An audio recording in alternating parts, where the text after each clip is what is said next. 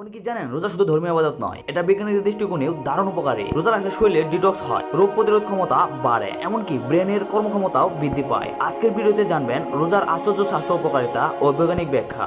Step number 1, রোজার ধর্মীয় গুরুত্ব। ইসলামের রোজা হলো আত্মসংযম ও তাকওয়ার অনুশীলন। এটি শুধু খাবার থেকে বিরত থাকা নয়, বরং মনে পরিশুদ্ধি ও ধৈর্য ও নিয়ন্ত্রণের একটি প্রশিক্ষণ। কোরআনে বলা হয়েছে, হে বিশ্বাসীগণ, তোমাদের উপর রোজা ফরজ করা হয়েছে, যেমন ফরজ করা হয়েছিল তোমাদের পরবর্তীদের উপর, তো তোমরা তাকওয়া অর্জন করতে পারো। সূরা আল বাকারা আয়াত নম্বর 183। নাম্বার 2, বৈজ্ঞানিক দৃষ্টিকোণ থেকে রোজা রাখলে শরীরের কি হয়? ডিটক্সিফিকেশন। দীর্ঘ সময় না খাওয়ার ফলে শরীরে ক্ষতিকর টক্সিন বেরিয়ে যায়, ওজন কমাতে সাহায্য করে। ইন্টারমিটেন্ট ফাস্টিং এখন বিজ্ঞানীদের মতে সবচেয়ে কার্যকর ডায়েট মেথড।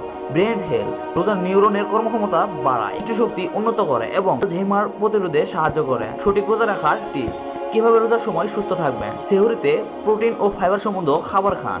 ইফতারের অতিরিক্ত ভাজা পোড়া এড়িয়ে চলুন। পর্যাপ্ত পানি পান করুন। ডিহাইড্রেশন এড়াতে ইফতার থেকে সেহরির মধ্যে 8 গ্লাস পানি পান করুন। রোজার এত উপকারিতা জানতেন? কমেন্টে জানান। ভিডিওটি ভালো লাগলে লাইক দিন আর বন্ধুদের সাথে শেয়ার করুন। নতুন ইসলামিক ও টেক ভিডিও পেতে আজব টিপস বিডি সাবস্ক্রাইব করুন। সবাইকে ধন্যবাদ।